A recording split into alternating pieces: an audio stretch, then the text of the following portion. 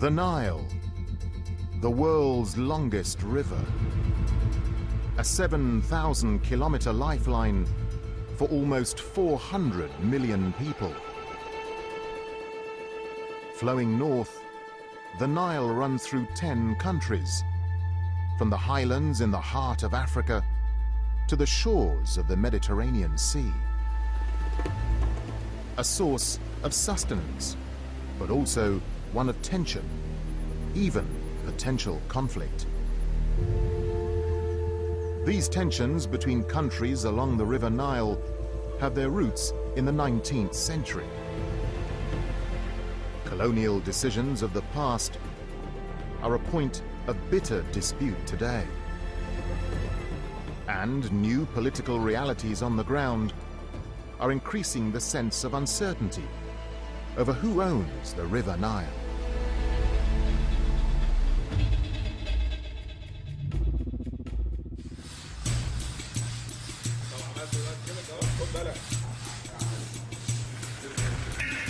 In September 2005, a team of explorers set off on a unique journey up the Nile River.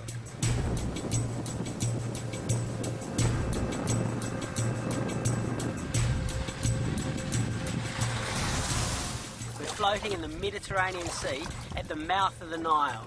We're about to begin the longest river journey in the world. Led by New Zealand adventurer Cam Macleay, the team aimed at being the first expedition to travel up the Nile to its furthest source. The first stage of the trek through Egypt and northern Sudan proved a breeze.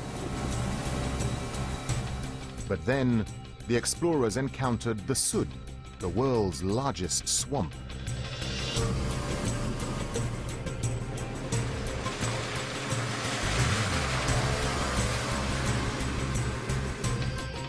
In southern Sudan, it goes into this massive swamp area. It's 1,000 kilometres long and 300 kilometres wide. There's no hills, there's no trees, there's just bird life and water. It's absolutely incredible. The Sud means obstacle in Arabic, and it has proved just that. A labyrinth of waterways that has hindered past expeditions up the Nile. Macleay's team managed to navigate their way out of the swamp.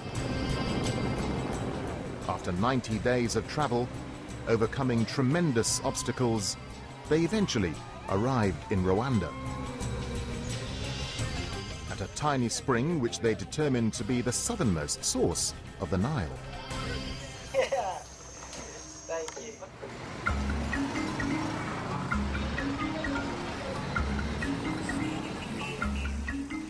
Today, Macleay is settled in Uganda, where he runs a whitewater rafting business in the city of Jinja, here on the Nile.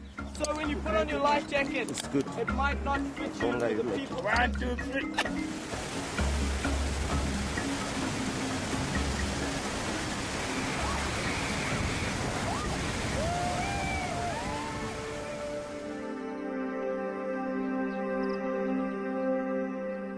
Just a few kilometers away from Macleay's business stands this obelisk, a monument to a past Nile adventurer, John Hanning Speke.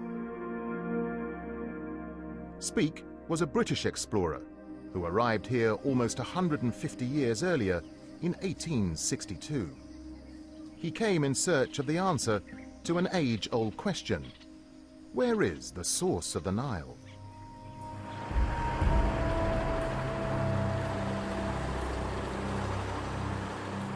The Royal Geographical Society in London was established in 1830. It houses the maps, navigation tools, and personal belongings of famous explorers from the 19th century. Men who were in the grip of a romantic obsession to discover the source of the Nile.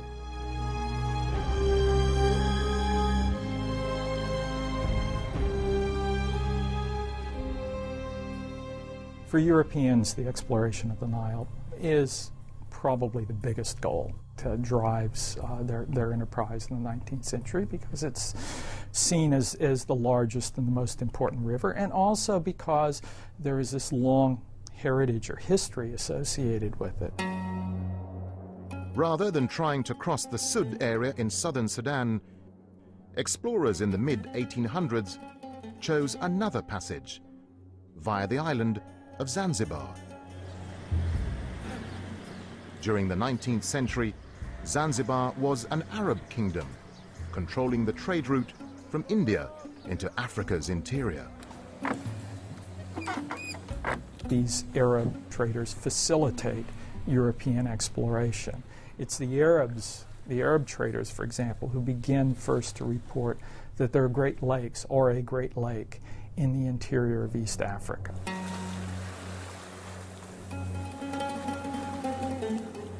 Based on this information, the Royal Geographical Society sponsored expeditions into the heart of Africa.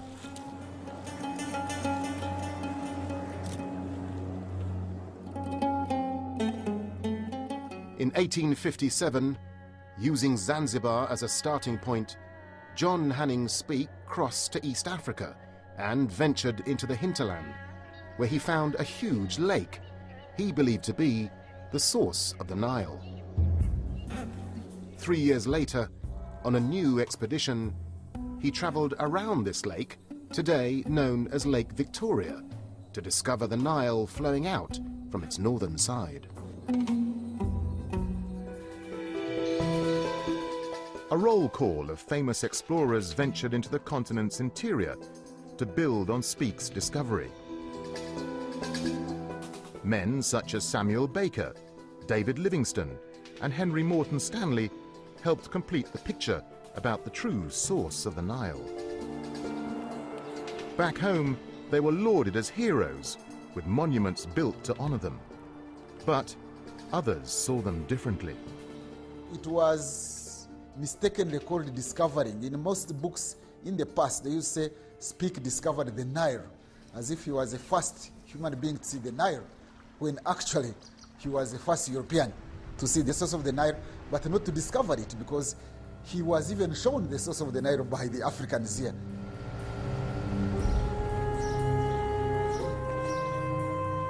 The Royal Geographical Society helped push the boundaries of exploration and empire. But this age of exploration is seen by many as a precursor of colonization.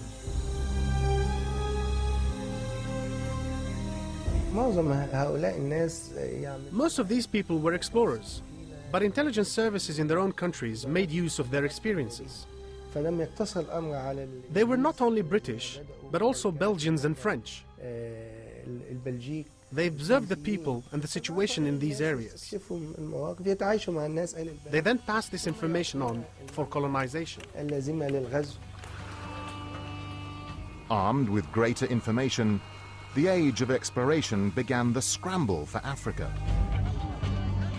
The continent was up for grabs. To divide the spoils, European nations convened at the Berlin Conference in 1884, where they sliced up the African continent into spheres of influence. Britain had formerly occupied Egypt 2 years earlier in 1882 to control the Suez Canal, the strategic route to India, the jewel in the crown of the British Empire. In Berlin, it was decided the Nile Basin region would fall under British rule. When the British took control of Egypt in 1882, they very soon realized that they had become rulers of a society that were totally dependent upon the Nile.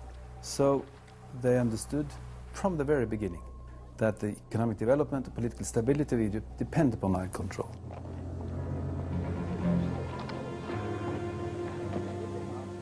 To assert control upstream, the British established what it called the East Africa Protectorate in 1895, comprising what is today Kenya and Uganda. Their next step was Sudan, a territory ruled by Egypt since 1820. With their domination in Egypt, the British persuaded the Egyptians to sign an agreement in January 1899, allowing for joint rule over Sudan. In reality, joint rule was a fig leaf for British command. Here in the presidential palace in Khartoum, to this day, a museum houses portraits of former governors of Sudan. The paintings are testament to a time of British dominion. The British mastered the art of ruling Sudan. They completely sidelined the Egyptians. The Governor-General was British, the commander of the army was British, and so were all the high-ranking officials in the administration.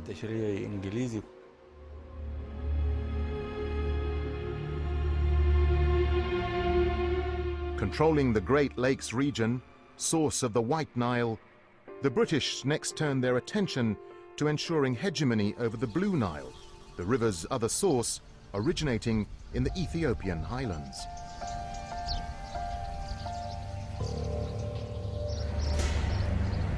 In May 1902, the British signed an agreement with Emperor Menelik II of Ethiopia, in which he promised not to build any dam that might affect the flow of the Blue Nile to Egypt. Feeling they had secured the full length of the Nile, Britain's decision-makers in London began to put in place the next phase of their master plan, economic gain. From quite early on, the British also decided to transform Egypt into a cotton farm for the textile industries of Lancashire in England. British reliance on Egyptian cotton began to increase.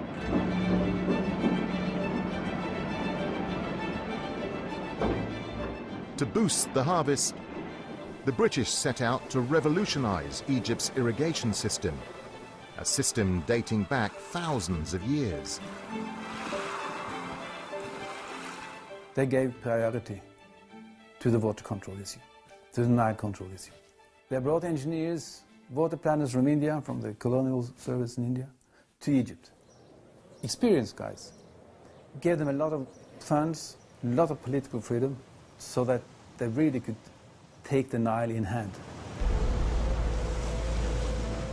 The British came up with the idea for a dam in southern Egypt to hold back the Nile flood and use its waters for irrigation. Construction on the Aswan Low Dam began in 1899. It was officially opened 3 years later. At the time, it was the largest stone dam of its kind ever built.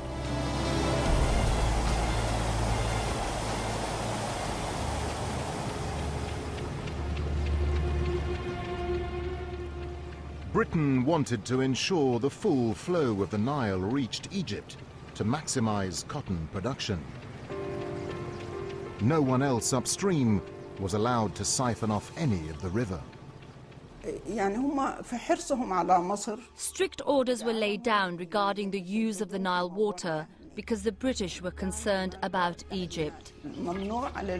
For example, they banned Sudanese farmers from using water pumps unless they obtained permission from the Egyptian Irrigation Authority.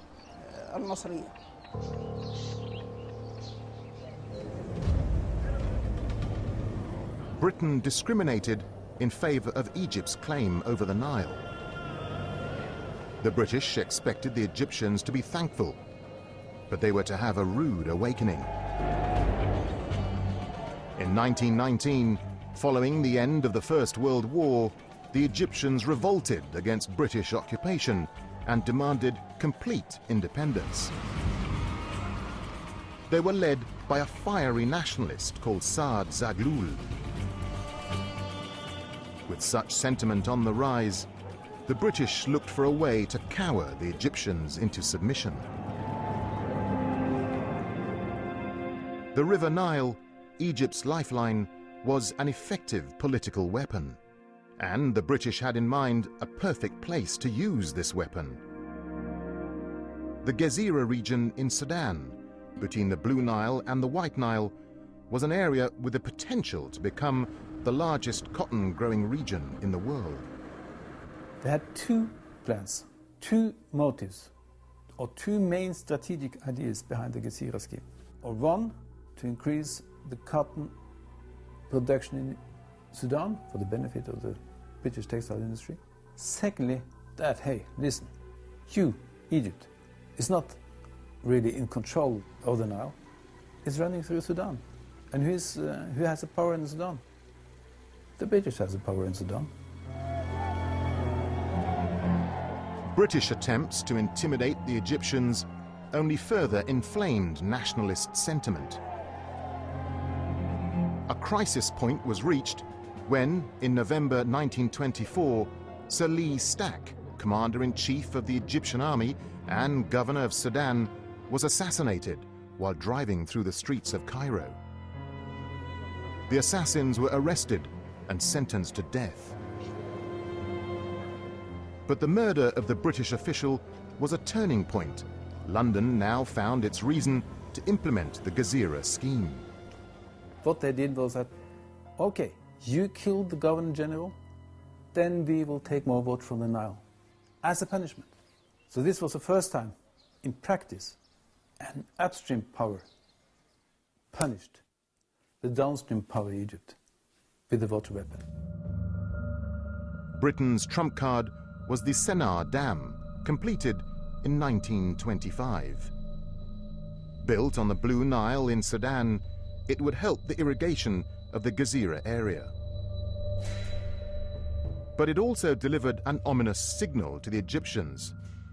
For the first time in their history, a dam built outside of Egypt would affect the flow of the Nile into their country. Nationalists, however, continued to mobilize popular support against the British occupation. Cooler heads in London began to realize that relations with Egypt were deteriorating fast, something which could threaten British control over the Suez Canal. As before, the River Nile became a useful political tool, this time for compromise rather than coercion.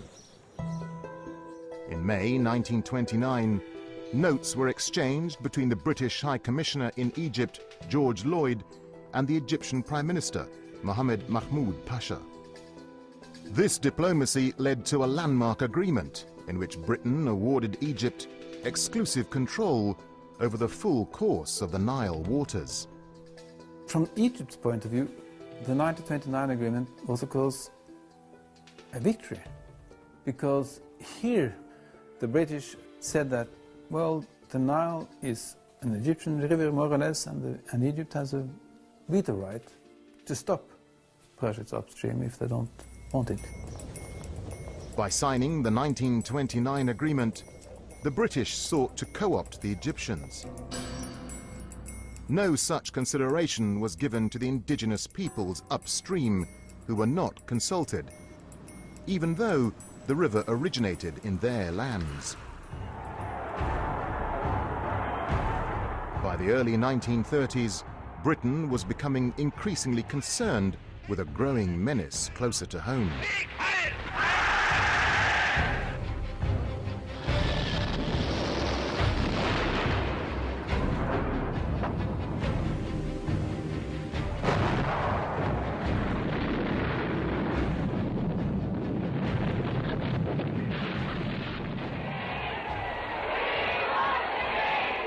At the end of World War II in 1945, Britain was no longer the mighty empire that could claim control over large parts of the world, such as the Nile Basin.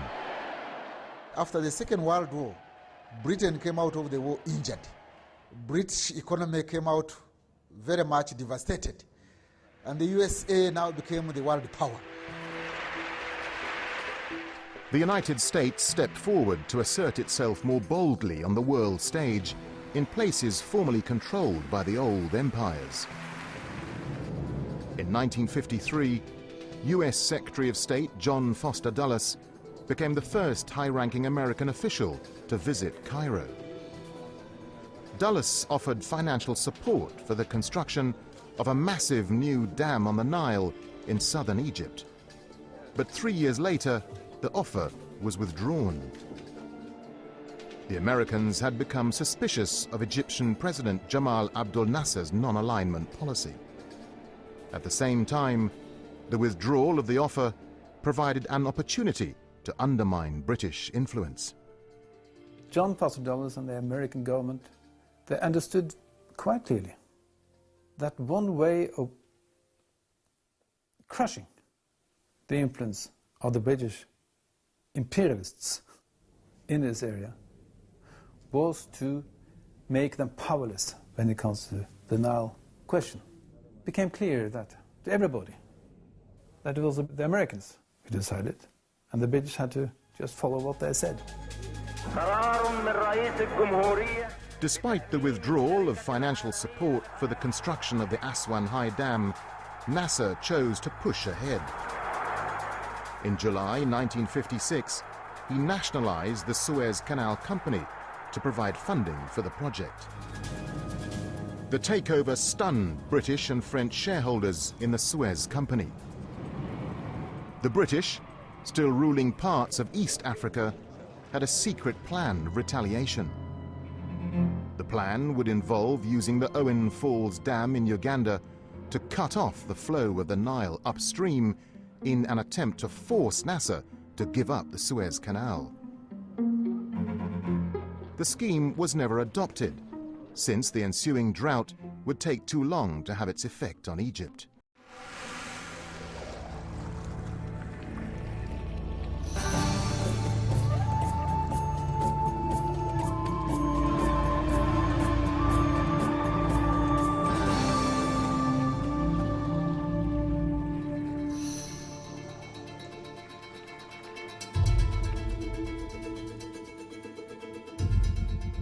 The Nile, the world's longest river, a 7,000-kilometer lifeline for almost 400 million people.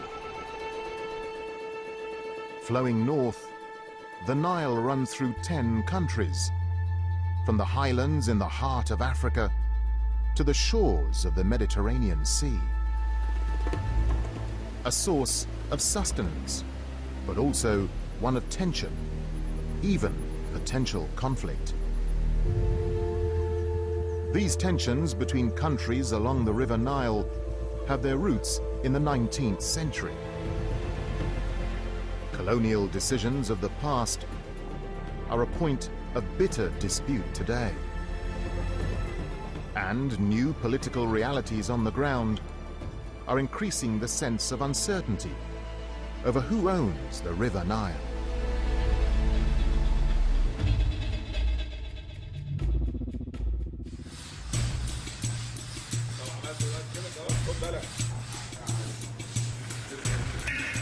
In September 2005, a team of explorers set off on a unique journey up the Nile River. New states and new demands for a share of the waters of the Nile.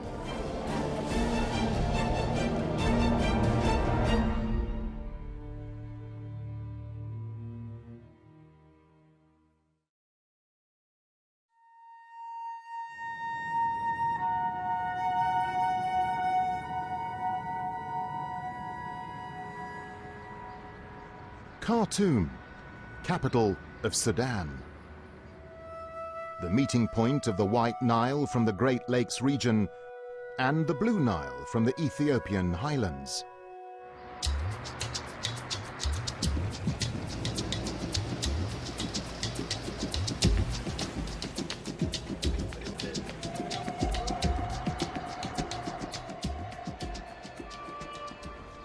Hamdi is a resident of Tuti Island, where the two Niles converge. He explains to his son the difference in the color of the waters. The White Nile on the left and the Blue Nile on the right, and how they join here to form one river flowing northwards to Egypt. The most beautiful thing distinguishing us from the rest of the world is the Nile.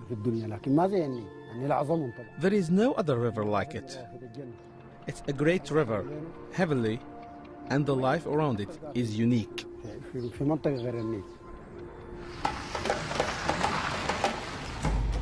In his small truck, each day Hamdi delivers vegetables across the river to the market of Omdurman. I live off the Nile. I take vegetables that grow here to the market. How would I live otherwise? I never move away. Even when we die, we'll be buried by the Nile. Sudan's road to independence started in the middle of the 20th century. In 1953, Britain and Egypt, joint rulers over Sudan for more than 50 years, signed an agreement giving the Sudanese people the right to self-determination. 2 years later, in 1955, the Sudanese parliament unanimously adopted a declaration of independence, rather than unifying with Egypt into a single country. On January the 1st, 1956, the Sudanese flag was raised for the first time in Khartoum. The largest country in Africa was born, a country forming 60% of the entire Nile Basin area. Sudan had enormous agricultural potential, but there was a drawback. The 1929 Anglo-Egyptian agreement allotted only 4 billion cubic meters of Nile waters to the Sudanese territory, compared to Egypt's 48 billion cubic meters. The newly independent Sudanese were not happy inheriting this colonial legacy. This agreement reinforced Egyptian dominance over the Nile and gave Sudan just a token amount.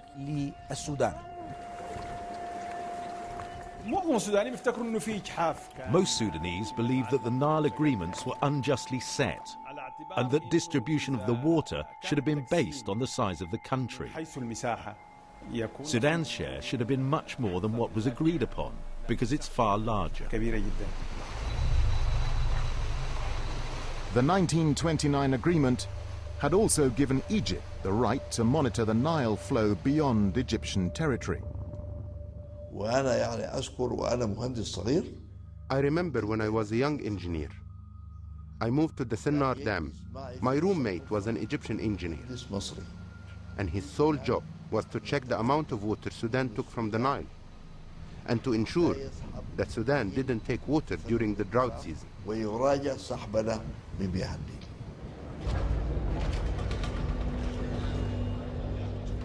Keen to assert its newly won sovereignty, the Sudanese government declared it was no longer bound by the 1929 agreement. By 1958, relations between Sudan and Egypt had deteriorated. Sudan's foreign minister traveled to Cairo for urgent meetings. The two peoples had often described themselves as brothers of the Nile Valley. But now there was a growing rift. But dramatic events in Khartoum brought a sudden end to tensions. In November 1958, the Sudanese army staged a coup d'etat, overthrowing the government. General Ibrahim Aboud took the reins of power. Looking back on events, some see the hand of then Egyptian President Jamal Abdel Nasser behind the coup. Jamal Abdel Nasser liked military coups. And Lieutenant General Aboud was close to the Egyptian regime. A year after the coup, a Sudanese delegation arrived in Cairo to sign a new Nile agreement. The 1959 full utilization of Nile waters agreement allocated a new share of the river ahead of the completion of the Aswan High Dam in Egypt. Once constructed, The dam was due to save over 30 billion cubic meters of floodwater annually. Egypt's share of the Nile increased by several billion cubic meters. Sudan's limited share more than quadrupled. The 1959 agreement between Egypt and Sudan consolidated a renewed alliance. Egypt and Sudan formed a joint committee responsible for monitoring the river in the two countries and increasing its water flow.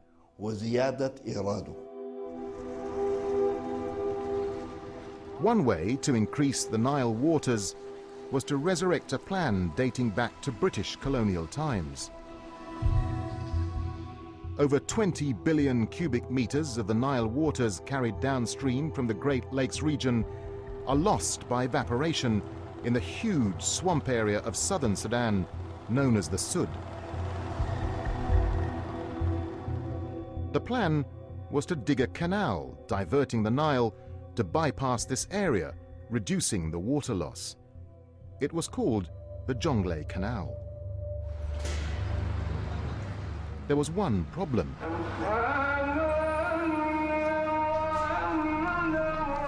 Sudan was far from stable.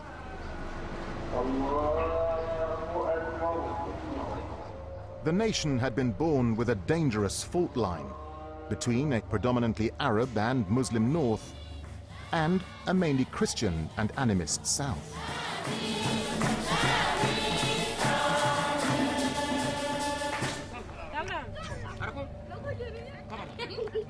Chief Damian is a village leader on the outskirts of Juba, the capital of southern Sudan. He remembers the mood of secession in the south during the early 1950s. We wanted to partner because we were used always by Arabs as second men in the government. We were cheated. We were cheated by the Arabs, not as Arabs. We were cheated badly. I'm not an Arab. I'm an African by origin. I'm an African. In August 1955, the first Sudanese civil war erupted between north and south. Fighting raged for 17 years. Eventually, a peace accord was signed in 1972 in Addis Ababa. The end of fighting meant that plans for the Jonglei Canal in southern Sudan could now be brought back off the shelf. Egyptian President Anwar Sadat and his Sudanese counterpart Jafar el-Numeri did exactly this. And in 1978, work started on the 360-kilometer canal.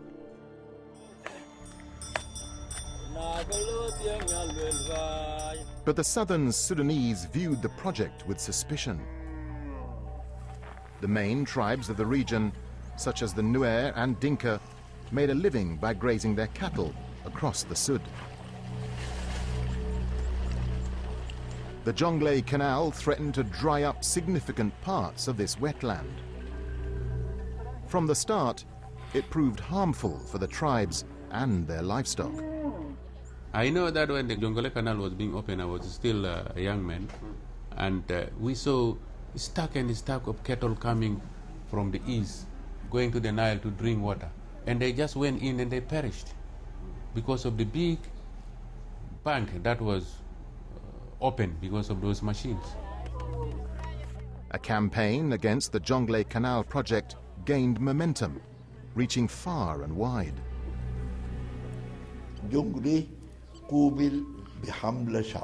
The Jonglei Canal was met with a hostile campaign. I was Minister of Irrigation, and I received letters from Japan, from environmentalists, asking me why we would want to dry the wetlands in southern Sudan and create a desert. A letter from someone in Japan who wasn't even living here and had no rights to this water? It was part of the campaign of negativity aimed at creating instability in our area. By the early 1980s, the project, almost two-thirds complete, had become the focus for suspicion and wild rumors. Well, there was politics, and you know politicians can create, they can create stories to frighten people. One of them was that probably there were a lot of Egyptians coming to settle on the canal. That was not true, but of course, in the absence of proper information, anything could be believed. Relations between the North and the South began to deteriorate once again. In 1983, a group of southern Sudanese soldiers mutinied, refusing to obey orders from their northern commanders. An officer by the name of John Garang joined the mutineers. He led them into the bush to start a guerrilla movement which came to be known as the Sudan People's Liberation Army, or SPLA. The Sudan's People Liberation Army was not against the Jonglei Canal project as such. John Garang, the leader of SPLA, had written his PhD thesis, by the way, on the Jonglei Canal.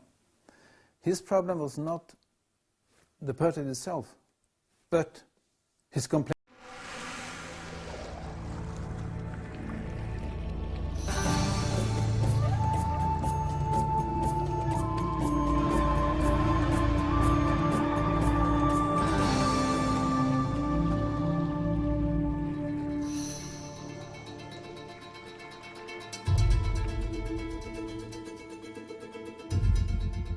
The Nile, the world's longest river. A 7,000-kilometer lifeline for almost 400 million people. Flowing north, the Nile runs through 10 countries, from the highlands in the heart of Africa to the shores of the Mediterranean Sea. A source of sustenance, but also one of tension, even potential conflict. These tensions between countries along the River Nile have their roots in the 19th century. Colonial decisions of the past are a point of bitter dispute today.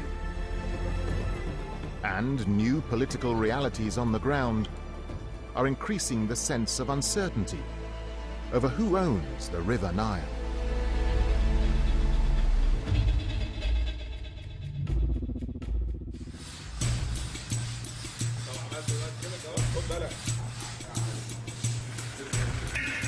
In September 2005, a team of explorers set off on a unique journey up the Nile River. Even before the announcement of the referendum result, the opinion from the South was clear. We must revise those agreements, because should Southern Sudan become a different state, then this must be revised, because Southern Sudan is no longer included in that agreement. A new Nile Basin country in Africa rejecting the validity of old agreements. A new nation looking to secure its own share of the river's waters.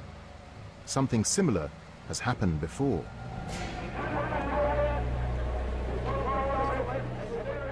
In the 1960s, with European colonial powers declining, a number of African nations gained their independence, among them upstream states on the River Nile.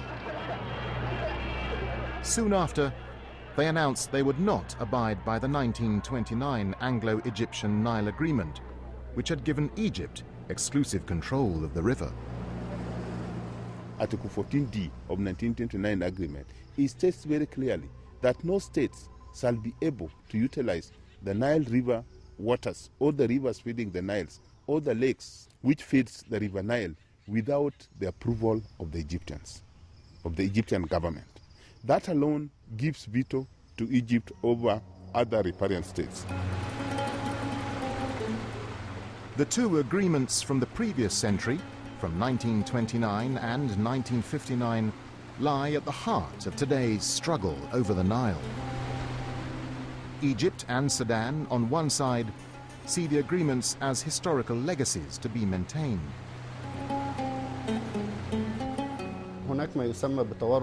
We must uphold agreements and treaties. This is a logic that applies to national borders too. You can't just change the borders of African countries because their demarcation had been ratified in pre-independence treaties. And so, you can't just demand new stipulations in the Nile agreements, especially since this is a crucial case relating to our livelihood. The Nile waters are such a case. Egypt doesn't have any other water source. On the other side, upstream countries see the past agreements as colonial relics and demand their own rights to a share of the Nile waters. We are all aware that the agreement on the usage of the Nile water was signed way back during the colonial time. And since then, a lot of things have happened, and therefore there was need to review the agreement itself and how the countries through which the Nile goes can benefit equitably. In an effort to resolve the growing dispute, in 1999, the ministers of water resources from all the Nile Basin countries met here in Dar es Salaam, Tanzania.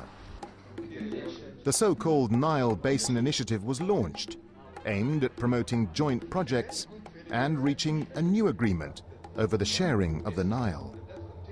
But the mood of camaraderie at the initial meetings soon changed. I'd like it to be known that the relationship between us and them wasn't that amicable. They believed we were taking all of the water and that they were getting nothing. When we went for meetings in those countries, they would say, "You're taking our water." I don't want to say it was a hostile atmosphere, but it certainly wasn't friendly.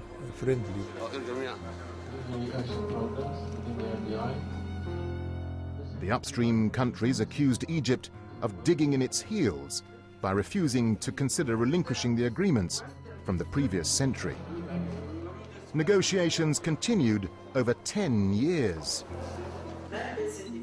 Attitudes hardened, positions became ever more entrenched. The Egyptians saw their share of the river flow as both negligible and non-negotiable.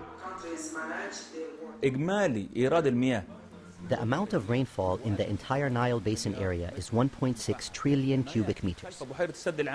But what arrives downstream is 84 billion cubic meters only, which means less than 5%. So where does the difference go?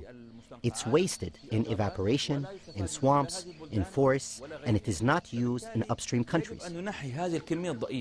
Therefore, we should put aside this small quantity, which is less than 5%, leave it aside, and focus on building joint projects between the Nile Basin countries. This will save part of the lost water. Then we can divide it in a fair way between the 10 basin countries. The upstream countries rejected Egyptian arguments. Ethiopia was one of the countries which, after years of being caught up in internal strife and tragedy, was now pushing more forcefully for a greater share of the Nile. Rainfall is not entitled here to be negotiated because this is based on the nature, and it is a green water, and green water is not negotiated in any international agreement. That's why Ethiopia is demanding the Nile water as well. All waters within its territory is its natural resources, and that natural resource is the resource of every Ethiopian people. Things reached a head in May 2010 at a meeting in Entebbe, Uganda, when 4 upstream nations signed a new agreement, nullifying older ones and setting out policies for a more equitable share of the Nile. To this date, 6 countries are signatories: Ethiopia, Uganda, Rwanda, Tanzania, Kenya, and Burundi. Egypt and Sudan were absent, having refused to even attend the meeting. There was a mood of celebration among those who signed the so-called Nile Cooperative Framework Agreement.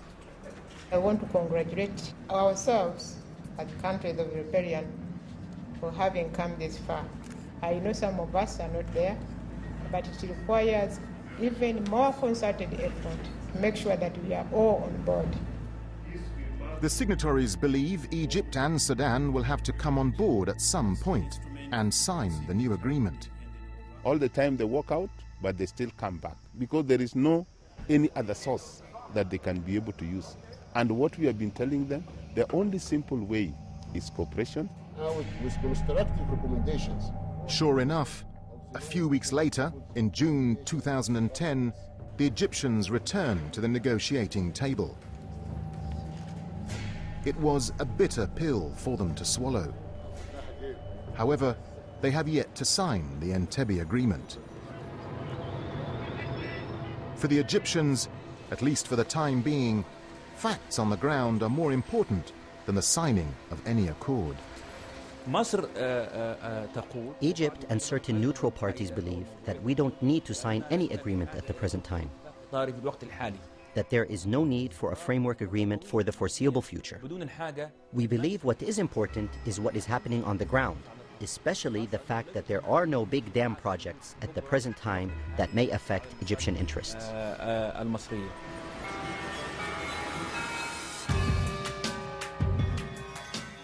But the status quo is unlikely to hold.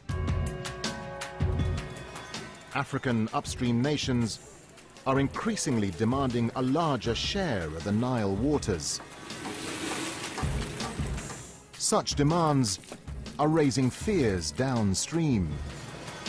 Fears stoked up by a history of suspicion and rivalry.